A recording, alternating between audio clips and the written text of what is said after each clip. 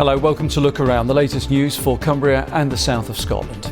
On the programme tonight, forever in their hearts. Hundreds attend the funeral of Ryan Kirkpatrick, who was stabbed to death in Carlisle. Also, how this food delivery service is helping to tackle malnutrition in the borders.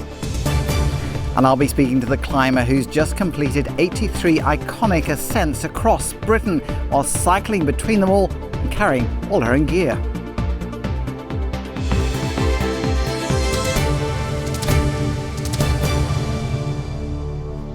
Good evening.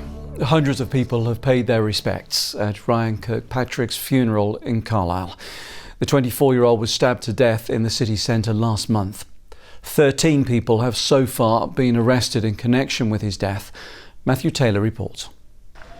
It was a fitting send-off for a young man who'd been described by his family as the light of their lives. Dozens of blue balloons ascending into the sky. Hundreds of people turned up for the funeral of Ryan Kirkpatrick at a church in Harrowby in Carlisle today, more than could be fitted inside. Afterwards, there was a round of applause as the hearse containing his coffin passed by. And there were so many flowers, they had to be mounted on a separate trailer. The 24-year-old died in a stabbing incident outside Carlisle's court in the centre of Carlisle on September the 18th. A murder inquiry involving dozens of officers was set up, with detectives operating around the clock to investigate the incident. A total of 13 arrests have so far been made, including 2 men wanted for questioning in connection with his death, who were detained in Ireland on European arrest warrants. Both are now being held in custody and are due to appear before an Irish extradition court on Friday. An inquest has been adjourned pending criminal proceedings. Shortly after Ryan's death, his family described him as funny, strong, loving and charming, with a cheeky smile imprinted on their hearts forever. 3 weeks after his death, and his family and his many friends are still coming to terms with what happened as they witnessed his final journey in a life that was cut short. Matthew Taylor, ITV News, Carlisle. Nearly 30 allegations of sexual assault have been made against serving police officers in Cumbria over the last 5 years. Figures obtained under the Freedom of Information Act show 29 claims were made against Cumbria Constabulary officers between 2016 and 2020. All but 2 of them were against male officers. The force says all reports of misconduct are taken incredibly seriously. More than 800 primary and secondary pupils in Dumfries and Galloway received counselling at schools last year. A report to the local council showed COVID restrictions and the pressures of the pandemic had a significant impact on the emotional and mental well-being of young people in the region. A project aimed at tackling malnutrition amongst older people is taking place in the borders. The Food Train charity has joined forces with Scottish Borders Council and the local NHS to try to identify over 65s who could be at risk. Jennifer Cordingley has more. Having previously been a caterer before she retired, Alison Nice from Peebles is no stranger to putting together meals. But when the pandemic hit, food shopping became a much bigger challenge. And so Alison turned to charity Food Train for its home delivery service. I can get into Peebles for emergencies, bread or milk. I can walk. But they really have helped. And they're nice on the phone too. You have a little chat where you can get prepared meals, which is a big blessing. And you can get fresh vegetables to add to it, which is good, and fresh fruit. It's thought up to 1/3 of older people living in Scotland are suffering or at risk of malnourishment, and it's feared the pandemic and isolation has caused those rates to rise. Scottish Borders Council and the local health board are working with the Food Train's Eat Well, Age Well project to help identify older people who may be facing malnutrition by getting them chatting about food and weight loss. It's a conversation.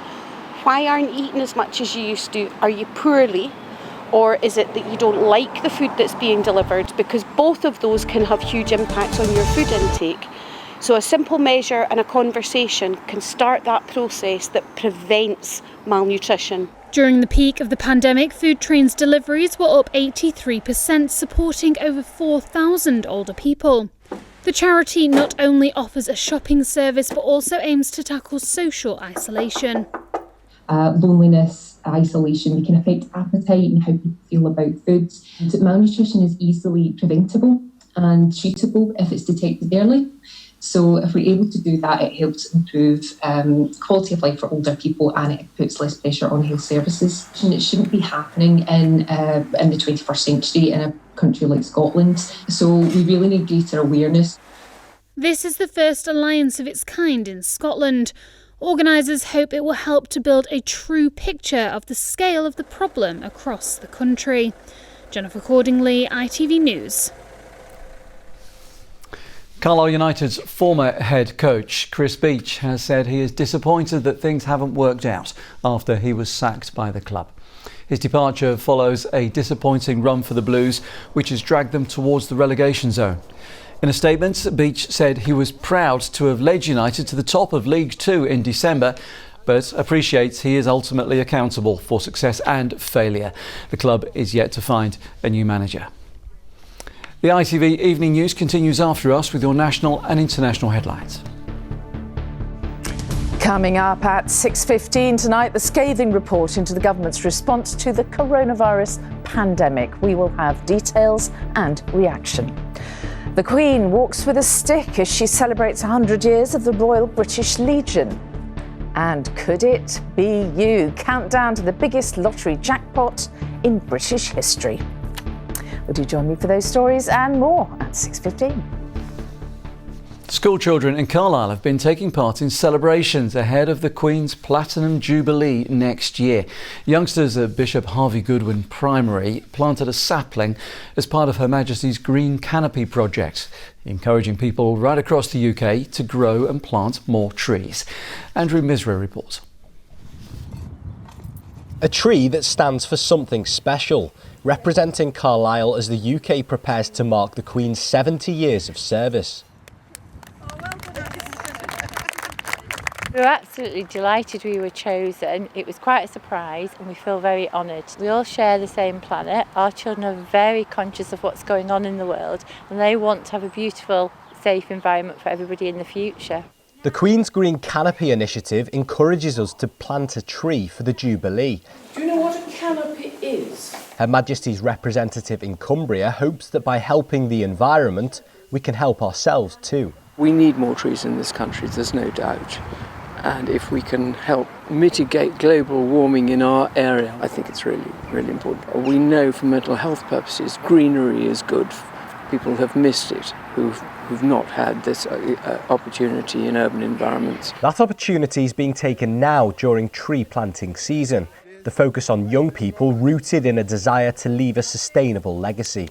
It makes me feel very proud that the school has been chosen. It was amazing. We plant it and every time when we're older we can go and see this plant. So how tall could the new tree grow? At least a double-decker. Maybe not just seeds planted in the ground here, but in these young minds too. Andrew Misra, ITV News. Now, a Cumbrian rock climber has just become the first person to complete a major challenge across Britain. Anna Taylor from Windermere set herself the task of climbing 83 of the country's top routes and cycling between them all. As if that wasn't enough, she climbed the vast majority of them without ropes. Definitely something only to be attempted by the most experienced climbers. Tim Factual went to meet her in the Lake District. High above Derwent Water is the rock face known as Little Chamonix. This is just one of the climbs that Anna Taylor tackled on her recent trip around Britain. She set out to complete all 83 routes listed in a well-known climbing guide from the 1970s called Classic Rock. Well, obviously over the past couple of years with COVID, the world's kind of been shut down and it definitely wasn't the time to start planning any big international climbing trips. But I wanted something sort of expedition style And to do that in the UK, there aren't any particularly remote areas you can go to or particularly big mountains compared to the rest of the world. So I found this guidebook, Classic Rock, which has got 83 of the most classic climbs of a certain grade in the UK. On 68 of those ascents, she went solo climbing, that is, without the use of any ropes or protection, as was the case when we filmed her. In some ways, I mean, if you get the weather for it, it's actually a lot easier because you're not having to carry any heavy climbing equipment, and you're an awful lot quicker on your own because you're not having to put in gear or belay anybody else up. But obviously when the weather changes and the climbs get a bit harder, it does become a lot more serious. And certainly in Scotland, the solo element made the whole thing a lot more challenging. I definitely think of the dangers. It's always in the back of my mind, and you've got to be realistic about what can happen in these situations. I don't think it's right to try and kid yourself that you're safe when you're not.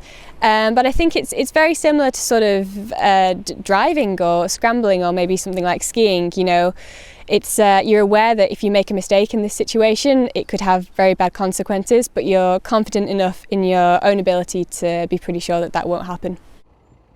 The challenge was made tougher by the fact that she cycled from one climb to the next, starting in Cornwall and travelling through Wales, the Peak District and the Lake District, before ending in Scotland. Anna is believed to be the first person to do these 83 ascents while cycling between them all as well, carrying her own equipment.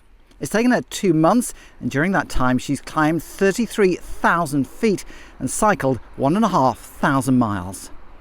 I think the toughest parts were probably the Scottish climbs. They get a lot bigger, a lot more remote, and less frequently climbed, so you've got more loose rock to deal with. It's sometimes harder to find where the routes actually go. There's a particular climb called the Chasm in Glencoe that it's a big gully, so when it rains a lot, which it had been doing, it turns into a bit of a watercourse. And climbing the last 2 pitches of that with what was essentially a waterfall running down from above was pretty difficult. Anna is hoping to get back to expeditions abroad before long, but for now she's pleased to have completed the best that Britain has to offer. Tim Backshall, ITV News, Borrowdale.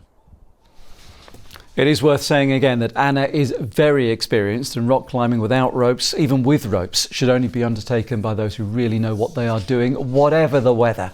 Here's the forecast with Emma.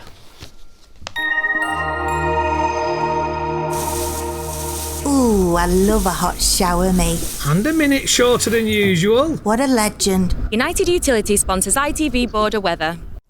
Hello there, hope you've had a good day. Your photos are certainly putting a smile on our faces. They do cheer us up in the office, so thank you for that. Look at those colours, absolutely outstanding. Another lovely shot there from Tracy. And it looks like the weather's going to be quite cloudy over the next few days, but mostly dry. Now that's because high pressure is in charge. However, it's just a little bit too far to the southwest of the UK to keep us completely dry. So the fronts are going to mill around the periphery of that before it finally does retreat. And so that's why we might get some patchy light rain and drizzle at times. And this evening is no exception. Could be a little bit of light rain or drizzle out to the western side of the region. Should be mostly dry and very cloudy out to the east, and generally it's going to be dry overnight with a thick layer of cloud descending and lots of mist and fog forming, especially over the southern uplands. Temperatures similar to last night's values and always cooler out in the countryside. Now tomorrow that low cloud is going to take some time to break, but break it will. There could be a spitty spotted drizzle around as well, but by the afternoon everything brightening up. It's an improving day, and certainly an improvement on today. Better temperatures there, a bit more in the way of sunshine, and then cloudy and breezy on Thursday, but bright and cooler on Friday. Bye-bye. United Utilities sponsors ITV Border Weather. Oh, hello. Get him a towel. Thank you, Emma. And that's it. Our programme slightly shorter this evening because of the football coming up on ITV. The national news is next. Have a good evening. We'll see you tomorrow. Bye-bye.